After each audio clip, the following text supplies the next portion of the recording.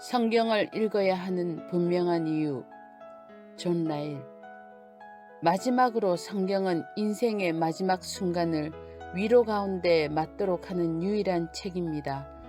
우리 모두는 언젠가 죽습니다. 죽음을 피해갈 사람은 아무도 없습니다. 인간이라면 모두가 예외 없이 건너야 할 강입니다. 저와 여러분 모두 언젠가는 죽습니다. 이런 엄연한 사실을 잊지 않고 사는 것이 좋습니다. 안타까운 사실이지만 이 엄연한 실체를 외면하려고 하는 경향이 모두에게 있기 때문입니다. 모든 사람이 언젠가는 죽는다고 생각하지 않는 사람은 없습니다. 그러나 정작 자기 자신은 예외인 것처럼 생각합니다. 사는 동안 모든 사람이 자신의 의무에 힘쓰는 것이 마땅합니다. 그러나 또한 죽음을 생각할 수 있기를 바랍니다. 모든 사람이 어떻게 사는 것이 잘 사는 것인지 알기를 바랍니다. 그러나 또한 자신이 어떻게 죽어야 할지도 잘 알 수 있기를 바랍니다. 죽음은 모두에게 닥치는 엄중한 현실입니다. 이 땅에서의 모든 계획과 기대를 순식간에 접게 합니다. 우리가 사랑하고 함께 살던 모든 것으로부터 분리되는 것입니다. 큰 고통으로 신음하며 죽는 사람도 많습니다. 죽음은 우리 몸을 무덤으로 데리고 내려갑니다. 썩어 구더기에 밥이 되게 합니다. 죽음은 심판과 영혼으로 난 문입니다. 천국으로 난 문과 지옥으로 난 문을 열어 젖힙니다. 죽음이 한번 들이닥친 후에는 변화의 기회가 없습니다. 회개를 위한 여지도 없습니다. 그래도 그전에는 실수나 잘못을 고칠 수 있습니다. 하지만 죽음의 침상에 누워서는 아무것도 할 수 없습니다. 한번 넘어진 나무는 그대로 쓰러져 있을 수밖에 없습니다. 관에 들어간 후에는 회심할 수 없습니다. 마지막 숨을 거둔 후에는 새롭게 태어날 수 없습니다. 바로 이런 죽음이 우리를 기다리고 있습니다. 예외가 없습니다. 죽음을 금세 맞이할 사람도 있습니다. 언제 이 세상을 떠날지는 아무도 모릅니다. 하지만 좀 더 나중에 죽든 좀 더 일찍 죽든 모든 사람은 죽기 마련이고 더구나 홀로 외롭게 죽음을 맞이해야 합니다. 이는 심사숙고해야 할 사실이 아닐 수 없습니다. 죽음은 그리스도 안에서 죽은 신자들에게조차 엄중한 일입니다. 물론 그리스도인에게 더 이상 사망에 쏘는 것은 없습니다. 그리스도께 속했기 때문에 신자에게는 죽음마저도 특권이 되었습니다. 사나 죽으나 신자는 그리스도의 것입니다.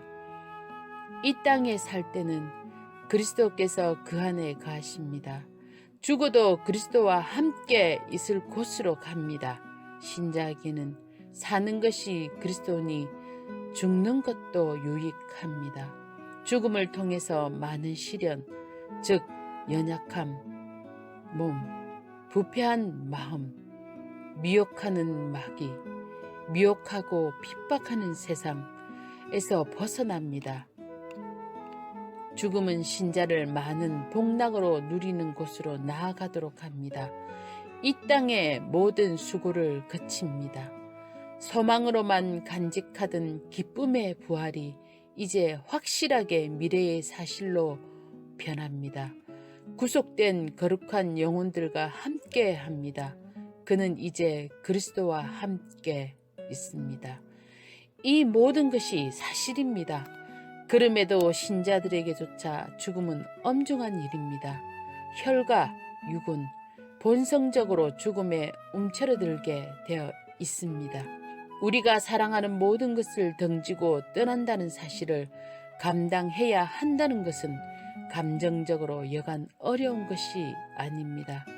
죽음의 문을 통해 나아가는 세상이 우리의 본향이기는 해도 여전히 미지의 세상입니다.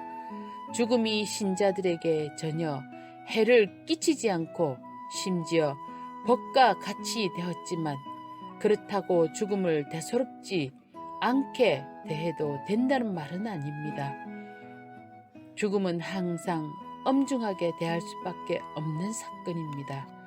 사려 깊은 현명한 사람이라면 어떻게 죽음 맞이할지 잠잠히 숙고해 보아야 합니다. 담력을 가지고 이 엄중한 주제를 대면해야 합니다.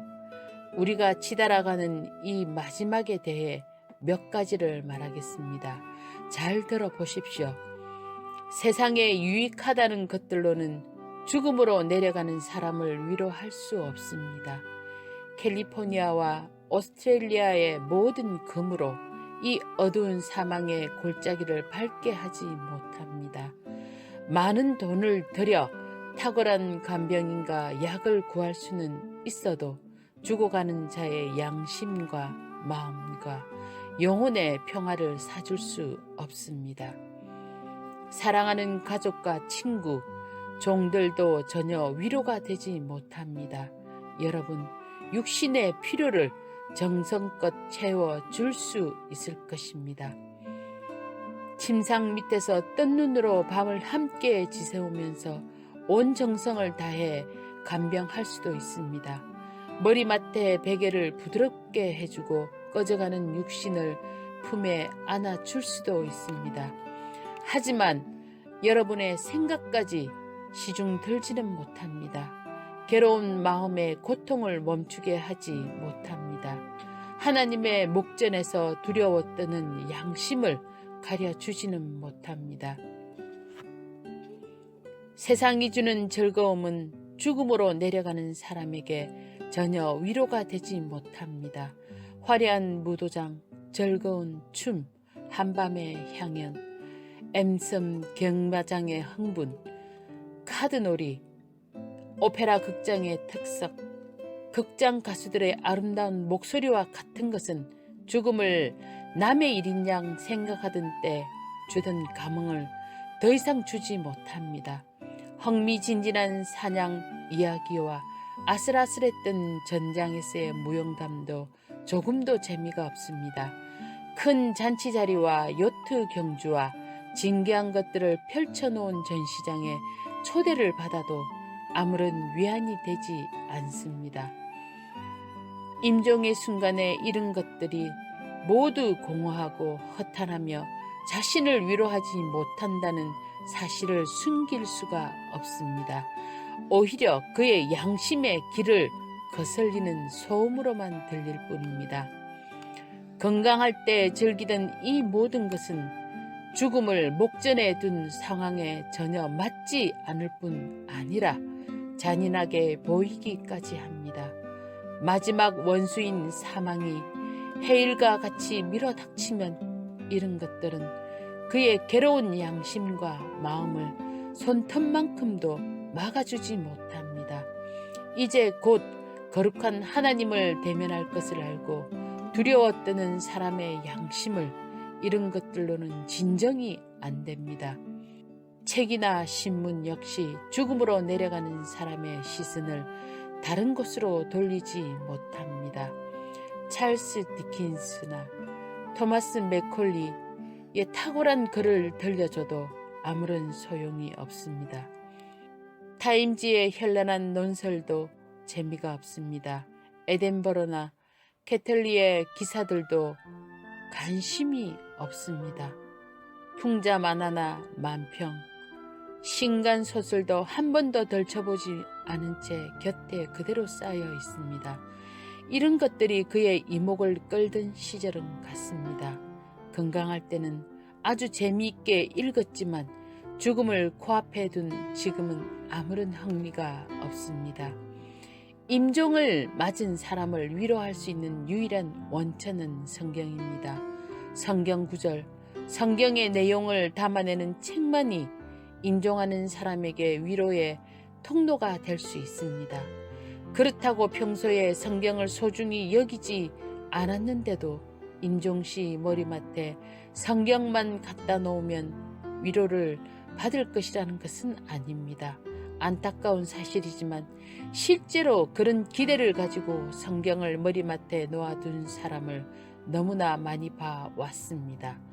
평소에 성경을 무시한 불신자가 임종시 머리맡에 놓인 성경 때문에 벼랑간 믿고 위로를 얻을 가능성이 있다는 말도 아닙니다. 하지만 어쨌든 하나님의 말씀만이 죽음으로 내려가는 사람에게 진정한 위로를 줄 수 있다는 것은 분명한 사실입니다. 성경이 아닌 다른 것에서 얻는 위로는 모래 위에 지은 집과 같아서 죽음의 해일이 닥치면 허망하게 쓸려 버리고 맙니다. 인간이라면 누구나 마찬가지입니다. 신분이나 계층을 막론하고 이는 사실입니다. 왕이나 가난한 사람이나 배운 자나 못 배운 자나 매 한 가지입니다. 죽음으로 내려가는 어느 누구도 성경이 아니고는 참된 위로를 얻지 못합니다. 전혀 얻지 못합니다. 이 세상을 떠나는 누구에게라도 감히 말할 수 있습니다. 세상을 등지는 사람은 귀로 듣고 배우며 마음으로 받고 의지했던 성경 구절과 약속, 교리로부터만 위로를 얻을 수 있습니다. 이교 마술사가 주문을 외는 것만큼이나 양심을 가라앉히는 데 도움이 되지 않습니다. 여러분에게 말씀드립니다. 평소에는 성경이 없이도 아무런 어려움 없이 편하게 사는 것 같아 보인다고 속으면 안 됩니다. 임종치에는 전혀 달라질 것이기 때문입니다. 그때에는 성경과 상관없는 사람들은 손톱만큼의 위로도 얻지 못합니다. 죽는 순간 우리가 의지할 수 있는 책은 성경뿐이다 라고 했던 존 셀든의 고백은 참입니다. 지금까지 제가 말한 것을 확인해주는 증거와 신뢰도는 얼마든지 있습니다. 성경을 멸시하던 사람들이 어떤 임종을 맞았는지 말해줄 수 있습니다. 불신자로 유명한 볼테르와 페인이 어떻게 비참함과 비통함과 분노와 낙담과 비통 가운데 죽음으로 내려갔는지 말해줄 수 있습니다. 성경을 사랑하고 믿었던 사람들이 얼마나 행복하게 죽음을 맞이했는지, 또 그런 임종이 다른 사람들에게 얼마나 행복한 영향을 주었는지 말해줄 수 있습니다. 온 교회의 존경을 받아 마땅한 목사인 세실은 말합니다. 어머니의 침상맡에서 임종을 지키던 기억이 아직도 생생합니다. 죽는 것이 두려우세요, 어머니? 라고 제 물음에 어머니는 아니 라고 대답하셨습니다. 전혀 모르는 상태로 나아가는 것이 불안하지 않으세요? 라고 물었더니 하나님께서 내가 물 가운데로 건너갈 때에 내가 너와 함께하고 내가 강을 건널 때에도 물이 너를 침몰시키지 못할 것이다.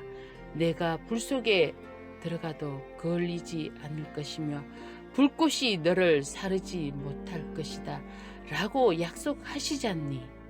이런 예는 얼마든지 있습니다. 하지만 목사로서 사람들의 임종을 지키면서 했던 경험 몇 가지를 말하고 이 주제를 정리하는 것이 좋을 것 같습니다. 저는 많은 이들이 임종을 지켜보았습니다. 임종을 맞는 모양과 태도는 가지각색입니다. 아무 소리 내지 않고 씁쓸하게 침울하게 죽는 사람이 있는가 하면 죽는 순간에조차 앞으로 자기에게 닥칠 일을 전혀 깨닫지 못한 채 무덤덤하게 죽는 사람도 있습니다. 오래 병으로 시달리느라 지칠 대로 지쳐 죽기만을 기다리다 죽는 사람도 있었습니다. 하지만 이런 사람 역시 하나님 앞에 갈 준비가 되어 보이지는 않았습니다.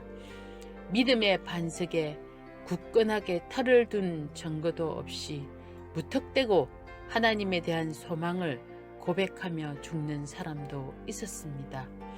또 어떤 사람은 그리스도 안에 있는 것이 분명해 보임에도 죽을 때 큰 위로와 안전을 누리지는 못하는 것 같았습니다.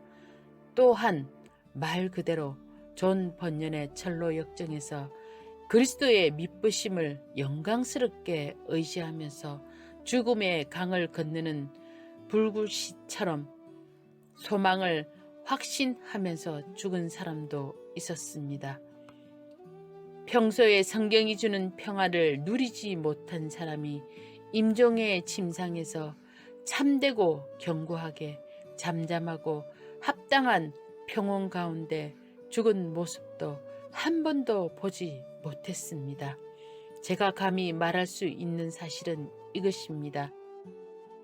말씀을 자신의 위로자여 동반자여 벗으로 삼고 동행하지도 않으면서 당당히 죽음으로 내려갈 수 있다고 떠벌리는 사람처럼 무모한 사람도 없다는 것입니다.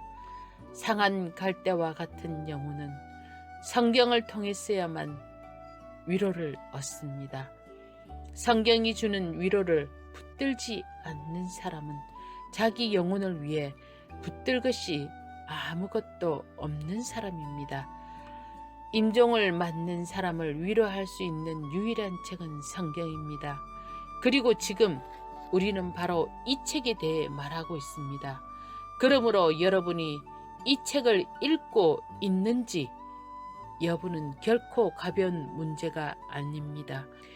멸망으로 치닫는 세상에서 저물어 가는 인생을 사는 한 사람으로서 곧 자신의 차례가 되었을 때 과연 무엇으로 위로를 얻을 것인지 진지하게 숙고해 보아야 합니다. 이제 마지막으로 묻습니다. 정직하게 대답해 보십시오. 여러분에게 성경은 어떤 책입니까? 여러분은 성경을 읽고 있습니까? 읽는다면 어떻게 읽습니까? 아멘.